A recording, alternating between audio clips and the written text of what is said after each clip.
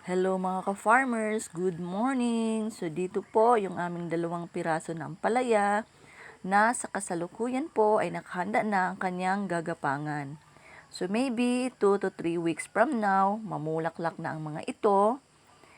So mayroon din po kaming talong dito at alugbati at sa may likod banda. Ang aming sitaw na sa kasalukuyan gumagapang na po at may iilan na pong mga bulaklak. So may tanim din po kaming kamatis dito at saka luya. At sa may ibabaw banda, nandoon po ang aming pananim na okra. So dito po sa aming munting farm, yung dumi po ng aming baboy ay amin pong inipon at ginawang pataba sa ating mga pananim. Ang pagtatanim po ng mga gulay sa ating bakuran ay talagang nakakatulong para may mapagkunan tayo sa araw-araw. So ayan lang po mga ka-farmers, update ko na lang po kayo kapag may mga bunga na ang ating mga pananim.